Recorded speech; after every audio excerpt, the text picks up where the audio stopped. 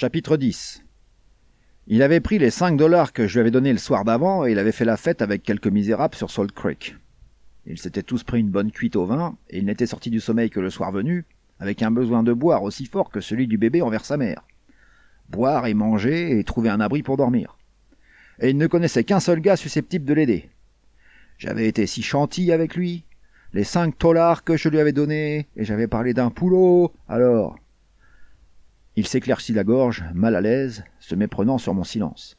« Je n'ai pas sonné chez toi, Tylon, ta femme. Tu as une femme, oui. Je ne voulais pas lui faire peur.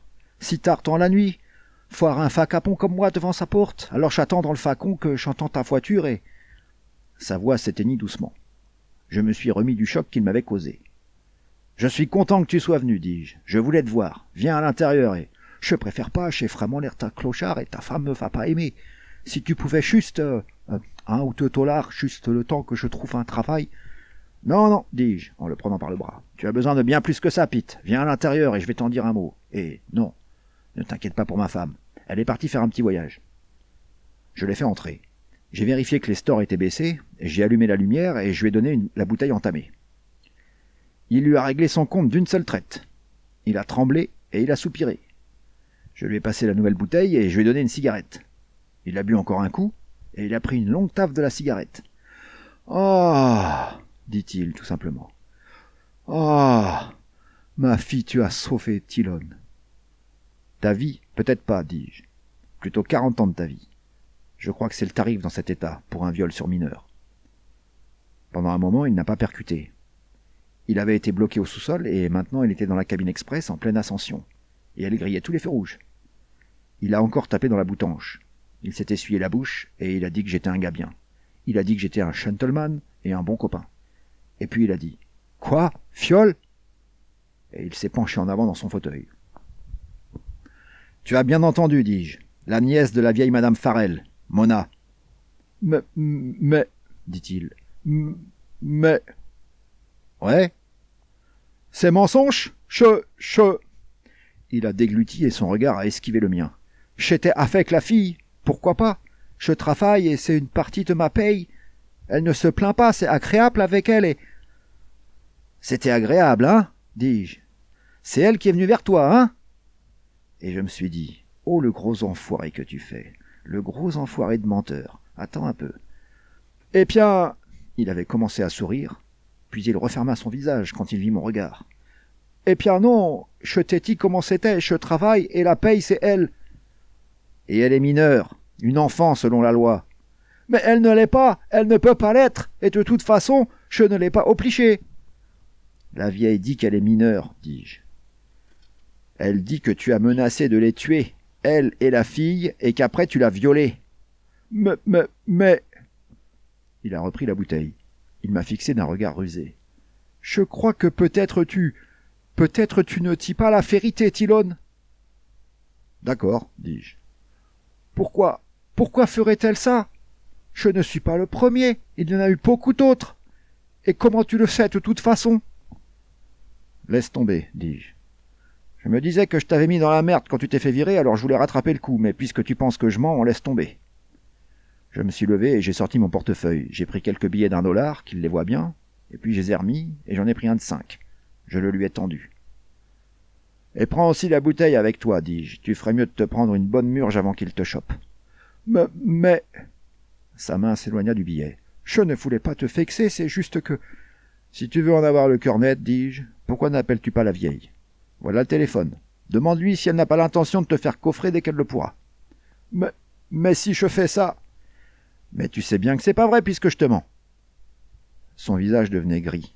Il a encore tapé dans la bouteille tellement fort qu'il l'a presque vidée. Tylon, dit-il. Comment c'est quoi? Je me suis assis devant lui. Je l'ai regardé dans les yeux et je me suis mis à parler. Donc, il n'était peut-être pas le premier à aller avec Mona, ai-je dit. Mais pouvait-il le prouver? Et pouvait-il prouver qu'elle n'était pas mineure? Et qu'elle et la vieille avaient conclu un marché avec lui? Ça serait sa parole contre la leur. Et lui, il avait un casier et une vilaine réputation d'alcoolique. Pourquoi la vieille lui faisait-elle ça? Eh bien, c'était une pure salope, d'une méchanceté infernale et d'une abjection sans limite. Il acquiesça. Et elle lui en voulait, n'est-ce pas? Elle et lui, ils s'étaient engueulés à mort. Ils s'étaient tirés dessus à boulet rouge avant qu'il ne cesse de travailler pour elle. Il acquiesça encore. Et elle en était encore chauffée à blanc. Il lui fallait du sang à la mignonne, et elle voulait vraiment le planter. Pete secoua la tête d'un air stupide. Un trait de bave suintait au coin de sa bouche, et il l'essuya. « Pourquoi » dit-il. « Je te crois, Tylon, mais pourquoi elle t'a dit ?»« Parce qu'elle pensait que j'étais dans son camp, tu comprends ?» mentis-je. « Je suis allé chez elle parce que j'essayais de te retrouver pour le compte du magasin, et tu sais bien qu'en ce qui me concerne, c'était purement professionnel. Je n'avais rien du tout contre toi, et je te l'ai prouvé. Mais quoi qu'il en soit, c'est ce qu'elle a cru, et je lui ai joué la comédie. Alors juste quand j'allais partir, elle m'a dit de revenir pour lui dire si t'étais toujours à la serre. Elle avait un plan qui allait nous permettre de bien t'enfoncer. Bon, comme dit, je n'avais rien du tout contre toi. Je suis vraiment ton ami et je te l'ai prouvé, n'est-ce pas ? Il hésita, puis hocha franchement la tête. Donc j'y retourne et je lui dis que tu as quitté la serre, et puis je lui demande qu'elle m'explique. Je voulais savoir, tu vois, comme ça je pouvais te tuyauter. Je crois qu'elle s'est alors méfiée de moi, car tout ce qu'elle a dit, c'est qu'il ne fallait pas s'en faire, que les flics arriveraient à te retrouver, et qu'alors ça ferait mal. Mais je n'ai pas lâché l'affaire, j'ai fait comme si je t'en voulais moi aussi, et comme si j'avais vraiment envie de l'aider, et elle a fini par me dire ce qu'elle avait en tête. J'ai toussé, et j'ai tourné la tête. Purée, c'était tout ce que je pouvais faire pour ne pas exploser de rire. Cette bave qui lui coulait encore sur le menton. Et ses yeux, vitreux et protubérants comme des billes. Ce couillon avait sacrément la pétoche, et je ne vous raconte pas des cracks. Bon, je n'ai pas essayé de l'en dissuader, continuai-je. Elle aurait vu qu'en fait j'étais ton ami, tu comprends, et elle aurait probablement tout de suite appelé les flics. Alors j'ai dit que c'était parfait, que j'étais totalement pour, mais que peut-être elle ne parviendrait pas à faire que ça se tienne. Ça serait peut-être mieux que je me rapproche de toi et que je t'amène là-bas. Tu vois, prendre quelques verres avec toi, et puis proposer d'aller là-bas pour s'amuser un peu. On te piégerait. C'est ce que je lui ai dit, tu vois. On ferait venir les flics et... Ouais, c'était assez fou, mais le gars était assez stupide. Il n'était pas très instruit en tout cas, et je pense que les flics l'ont souvent malmené. Il me fixait avec les lèvres trop raides pour bouger, et la figure qui, sous le gris, virait au vert. Et j'ai encore toussé et tourné la tête. Chez le temps, Tylon, je peux quitter la file avant. Jusqu'où iras-tu, dis-je. Les flics ont ta bobine et tes empreintes. Ils sortent une affiche sur toi, ils te ramassent vite fait. Mais que... Je t'explique, dis-je. Elle m'a donné jusqu'à lundi soir. Donc, lundi soir, on va chez elle. J'entre en premier, et je lui dis que tu seras là dans 5 minutes. Et ensuite, tu te faufiles sous le porche, et je commence à lui parler. Je lui dis que je me mouille jusqu'au cou dans la combine, et que donc, je ne cracherai pas sur une petite partie de jambes en l'air avec la fille. Elle ne dira pas non, tu vois. Elle m'a déjà pratiquement fait la proposition. Alors là, je dis que je veux être sûr qu'elle ne me fera pas un sale coup plus tard. Il va falloir qu'elle m'écrive noir sur blanc que la fille et elle sont d'accord pour le marché. Que la fille a plus de 21 ans, et qu'elle a déjà fait ça avant, et... Eh bien, qu'est-ce qu'il y a ? Il avait un peu froncé les sourcils. Je lui ai jeté un regard sévère, et il s'est éclairci la gorge sur un air d'excuse. Ça fait un peu pissard. Tu penses qu'elle le fera ? Bien sûr qu'elle le fera, j'en ai la certitude. Alors pourquoi faut-il que j'aille là-bas ? Pourquoi ? dis-je. Et pendant un moment, je n'ai pas su quoi dire. Pourquoi ? Mais bordel, je n'ai pas besoin de t'expliquer ça, n'est-ce pas ? J'aimerais bien, si ça ne te dérange pas, tellement confus je n'arrive pas à... Pourquoi ? C'est parce qu'elle serait capable de se rétracter, tu vois ce que je veux dire ? Elle serait capable de se dire que j'essaierais de l'arnaquer. Donc, je vais à la porte et je dis, eh bien, que tu es déjà là. Je veux ce papier, je le veux tout de suite, sinon j'arrête tout.